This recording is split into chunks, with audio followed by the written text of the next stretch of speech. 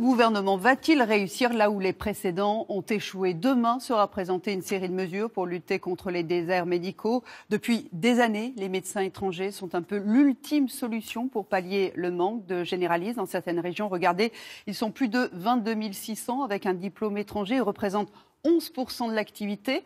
Comment se passe leur insertion? Sont-ils forcément bien acceptés? Voici le parcours d'un médecin roumain en Haute-Loire. Nous l'avions rencontré peu après son installation. C'était en 2010. Pascal Justice, Joy Bénergie.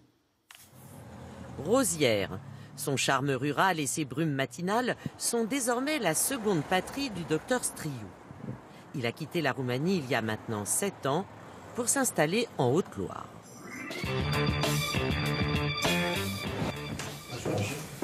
Nous l'avions rencontré en 2011, juste après son installation. Un autre médecin généraliste est roumain. La région pharyngéenne, elle est bien, pas d'inflammation. En Roumanie, je travaille un petit plus qu'ici. C'était un travail un petit plus stressant. Ça a été pas mal d'appréhension pour moi au départ, mais finalement, ça s'est très bien passé. Vous n'êtes pas trop gêné pour respirer, je suppose? Ici, il apprécie surtout de travailler dans une maison de santé.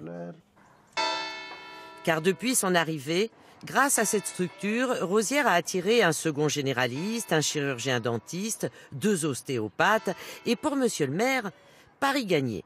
Rosières n'est pas devenu un désert médical. La maison de santé est un facteur d'intégration, c'est évident. Et de reconnaissance aussi. Et pour les citoyens, une facilité, parce qu'on sait qu'ici, ils trouvent tout un ensemble de services et que ça leur évite de se disperser ici et là. Mais l'intégration du médecin roumain au cœur de la campagne française ne s'est pas faite sans réticence, comme nous l'avoue cette patiente.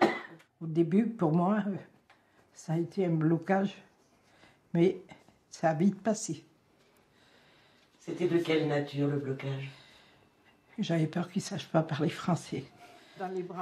Mais maintenant qu'elle est en confiance, pas question d'imaginer qu'il puisse repartir. Non, il ne va pas partir.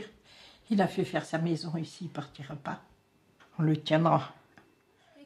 Il a fait bâtir sa maison à la sortie du village. Son fils Alexandre est né en France et avec son épouse, ils ont obtenu l'an dernier la nationalité française. Je me sens mieux accepté maintenant.